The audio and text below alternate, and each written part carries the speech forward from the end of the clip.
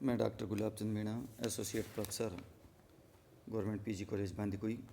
कल हम बात कर रहे थे पॉलिटिकल सिस्टम के बारे में। राजनीतिक व्यवस्था क्या है, उसका क्या अभिप्राय है, उसके राज शासन की धारणा और व्यापकता, गतिशीलता के बारे में बात कर रहे थे।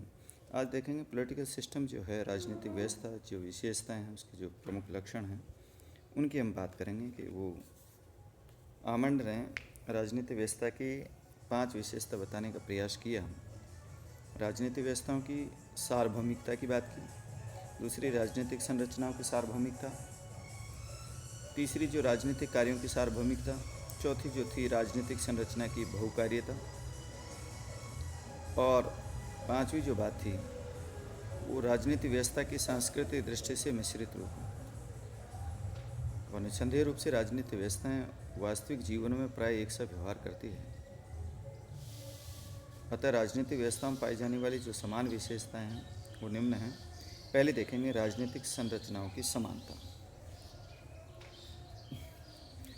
सभी राजनीतिक व्यवस्थाओं में राजनीतिक संरचनाएं पाई जाती हैं। इन संरचनाओं की परस्पर तुलना की जा सकती है। इन संरचनाओं में केवल विशिष्टीकरण का ही अंतर होता है। दूसरा, कार्यों की सर्वव्यापकता। सभी राजनीतिक व्यवस्थाएं, पॉलिटिकल सिस्टम में समान कार्य किए जाते हैं। संरचना के आधार पर राजनीतिक व्यवस्था की तुलना करने पर हम सही परिणाम प्राप्त नहीं कर पाते और हमें संरचना की अपेक्षा कार्यों को अधिक महत्व देना चाहिए। हित समूह के संगठन और सदस्यों की अपेक्षा जानना अधिक उपयुक्त होगा कि हितों को कैसे स्पष्ट किया जा सकता है, कौन से संगठन इस कार्य में भाग लेते हैं और किस प्रकार वो हितों को स्पष्ट करते हैं। तीसरी जो बात है, राजनीतिक संरचना की विविधता। सभी राजनीतिक व्यवस्थाएं विविध कार्य करती हैं। यदि हम विगत 57 वर्षों में राजनीति विज्ञान में हुए विकास का अवलोकन करें, राजनीति शास्त्र में हुए डेवलपमेंट का अवलोकन करें, तो निस्संदेह रूप से देखेंगे कि राजनीतिक संरचनाओं का प्रत्येक अंग केवल एक ही कार्य नहीं करता, वह एक से अधिक कार्य करता है। और ये कहा जा सकता है कि विधायिका कानून बनाती है तो कार्यपालिका उनको लागू करती है और न्यायपालिका उनकी विधिवत व्याख्या करती है।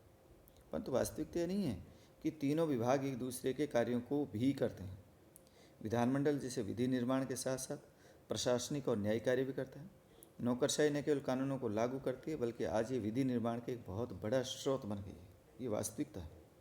चौथी जो बात थी, राजनीतिक संरचनाओं का मिश्रित स्वरूप। कोई भी पॉलिटिकल सिस्टम, कोई भी राजनीतिक व्यवस्था विशुद्ध नहीं होती है। समस्त राजनीतिक व्यवस्थाएं मिश्रित व्यवस्थाएं हैं और राजनीतिक व्यवस्थाएं परंपरागत आधुनिक दोनों प्रकार के विचारों और संस्थाओं का रूप होती है।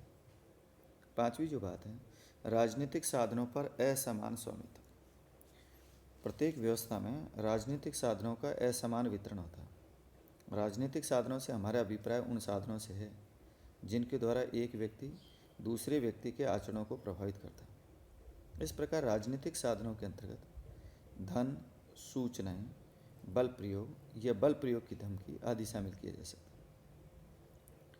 छठी जो बात है, राजनीतिक प्रभाव का प्रयत्न। राजनीतिक व्यवस्था के अंतर्गत कुछ लोग सरकार की नीतियां और निर्णयों को प्रभावित करने के लिए अधिक प्रयत्नशील रहते हैं। शासकीय नीतियां, नियमों और निर्णयों को प्रभावित करने की क्षमता का नाम ही राजनीतिक प्रभाव है। सातवीं जो बात थी वो थी राजनीतिक प्रभाव का असमान वितरण। अब राजनीतिक व्यवस्था के अंतर्गत राजनीतिक प्रभाव का असमान वितरण होता है। इसका प्रमुख कारण साधनों का वितरण है। कुछ व्यक्तियों के पास में राजनीतिक साधन अधिक होते हैं जिनके द्वारा वो सरकार को प्रभावित कर सकते हैं, और जिन शक्तियों का सरकार पर अधिक प्रभाव होता है वो अपने प्रभाव के द्वारा अधिक राजनीतिक साधनों पर नियंत्रण कर सकते हैं। और जो आठवीं जो बात कही थी, वैधता का अर्जन। और राजनीतिक व्यवस्था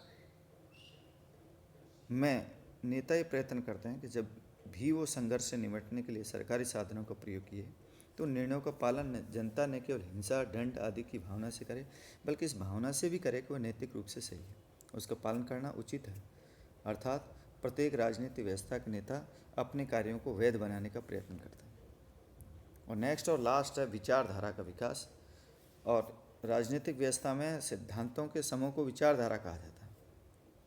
और राजनीतिक व्यवस्था के नेता साधारणतः एक स्थायी एकीकृत सिद्धांतों के समूह को अपनाते हैं जो कि व्यवस्था में उनके नेतृत्व को उचित, स्पष्ट सिद्ध कर सकें। नेता विचारधारा का विकास इसलिए करते हैं ताकि उनके नेतृत्व को वैधता प्राप्त हो सके और वो अपने प्रभाव को प्राधिकार में परिवर्तित कर सकें। और ये तथ्य हम सभी जानते हैं कि बल प्रयोग की अपेक्षा प्राधिकार के माध्यम से शासन करना अधिक प्रभावी होता है। विचारधारा राजनीतिक व्यवस्था को औचित्य प्रदान करती है। और राजनीतिक व्यवस्थाओं के कार्य, राजनीतिक व्यवस्था सिद्धांत के प्रतिपादकों 4 ऐसे कार्यों को उल्लेख किए हैं जो प्रत्येक राजनीतिक व्यवस्था को कम अधिक रूप में अनिवार्य रूप से करने होते हैं। इन कार्यों को ठीक प्रकार से निष्पादन न होने पर प्रत्येक राजनीतिक व्यवस्था विखंडित होने की स्थिति में पहुंच सकती है। राजनीतिक व्यवस्था के कार्य हैं चयन और संयुक्तिकरण का कार्य। प्रत्येक राजनीतिक व्यवस्था में संघर्ष और विभेद उत्पन्न होना नितांत स्वाभाविक है। राजनीतिक व्यवस्था को समाज में उत्पन्न होने वाले संघर्षों विभेदों को ऐसी सीमा में रखना होता है जिससे वो राजनीतिक व्यवस्था के लिए घातक नहीं बन सके। इसके लिए राजनीतिक व्यवस्था को उन मांगों पर ध्यान देना होता है जो मांगे राजनीतिक समुदाय द्वारा राजनीतिक व्यवस्था के सम्मुख समाधान के लिए प्रस्तुत की जाती है। प्रत्येक राजनीतिक समाज में इस प्रकार की मांग असंख्य होती है।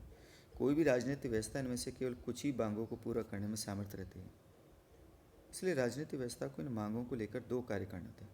पहले कार्यों मांगों के चयन का है और दूसरा कार्य इस प्रकार चुनी हुई या छटी गई मांगों को संयुक्त करने का है। मांगों की प्राथमिकताओं का निर्धारण किया जाता है। रूपांतरण का निर्गत कार्य, इसके अंतर्गत राज्य व्यवस्था मांगों पर विचार करते हुए निर्णयों में परिणित करती है और ये कार्य 3 चरणों में होता है: नियम निर्माण, नियम क्रियान्विति और नियम अधिनिर्णय। इन कार्यों का स्वरूप आदर्श और व्यवहार दोनों पर निर्भर करता है। ये राजनीतिक व्यवस्था में मांगों के पूरा न होने पर तनाव की स्थिति उत्पन्न होने के अवसर बढ़ जाता है और राजनीतिक व्यवस्था की रूपांतरण प्रक्रिया पर दबाव बढ़ जाता है और ये दबाव एक सीमा से अधिक होने पर व्यवस्था को बनाए रख पाना कठिन हो जाता है। ईस्टर्न और आमंड दोनों ने ही माना कि व्यवस्था को बनाए रखने के लिए दबावों को कम करने का एकमात्र मार्ग है और मांगों को नियंत्रित करने का कार्य निम्न के द्वारा किया जाता है: राजनीतिक दलों, हित समूहों के आधार पर हो सकता है, संचार माध्यमों के आधार पर, प्रेस, रेडियो, दूरदर्शन। अनुचित और कुछ मांगों को तत्काल स्वीकार करने में कठिनाई का उल्लेख होता है। विधायिका, कार्यपालिका और प्रशासनिक संगठनों के द्वारा परिवर्तन प्रक्रिया के दौरान मांगों को नियंत्रित किया जा सकता है। चौथी जो बात है, व्यवस्था अनुकूलन के कार्य, और इसका आशय है कि नागरिकों विविध समूहों में व्यवस्था के अनुकूल विचारों भावों को जन्म देना और व्यवस्था के अनुकूलन के अभाव में रूपांतरण प्रक्रिया में शिथिलता आ सकती है। समस्त प्रशासनिक प्रक्रिया कार्यकुशलता कम हो जाती है और व्यवस्था अनुकूलन का ये कार्य राजनीतिक सामाजिकरण के माध्यम से विविध संरचनाओं, एजेंसियों के द्वारा किया जाता है और राज्य व्यवस्थाएं सर्वत्र उपयुक्त कार्य निष्पादित करती है। यह भारी रख देना। यद्यपि इन कार्यों में मात्रात्मक अंतर अवश्य पाया जाता है और ये सभी कार्य राजनीतिक व्यवस्था के सामान्य मूल्यों, आदर्शों, मानदंडों से सापेक्ष रहता है और यही बात मात्रात्मक अंतर का कारण होता है। एक स्वेच्छाचारी व्यवस्था में राज्य व्यवस्था यही चारों कार्य करती है, किंतु मूल्यों, आदर्शों को अलग होने के कारण की निष्पादन शैली और मात्रा में लोकतांत्रिक व्यवस्था में भिन्नता पाई जाती है। अब देखेंगे डेविड ईस्टन के द्वारा प्रतिपादित जो व्यवस्था सिद्धांत है वो क्या है। तुलनात्मक दृष्टिकोण से राजनीति में व्यवस्था का अवधारणा का प्रयोग करने वाले विद्वानों में ईस्टन का नाम भी सबसे ऊपर आता है और 1953 में एक प्रकाशित पुस्तक थी बहुत महत्वपूर्ण डेविड ईस्टन की, दी पॉलिटिकल सिस्टम में उसने राजनीतिक विज्ञान में एक सामान्य व्यवस्था सिद्धांत के निर्माण का विचार प्रस्तुत किया था। और डेविड ईस्टन के अनुसार राजनीतिक व्यवस्था अंतरक्रियाओं का ऐसा समूह है जिसके अंतर्गत मांगों इनपुट्स और निर्गत आउटपुट में बदला जाता है और राजनीतिक व्यवस्थाओं, संरचनाओं, प्रक्रियाओं का एक जटिल समूह है जो समाज के भीतर आधिकारिक मूल्यों का विनियोजन करते हैं। हम राजनीतिक व्यवस्थाओं का अध्ययन इसलिए करते हैं क्योंकि उनके अधिकारपूर्ण निर्णय के परिणामों का समाज के लिए बहुत महत्व है और परिणामों को निर्गत आउटपुट कहा जाता है। किसी भी व्यवस्था को जीवित रखने के लिए आवश्यक है कि उसमें निरंतर निवेश इनपुट होता रहता है और निवेश के बिना कोई भी व्यवस्था कार्य नहीं कर सकती। निर्गत के बिना उनके कार्यों को समझा पहचाना नहीं जा सकता। अब जैसे निवेश है, मांग है, समर्थन है, परिवर्तन प्रक्रिया है, निर्गत आधिकारिक निर्णय है, पुनर्निवेशन है, पर्यावरण है।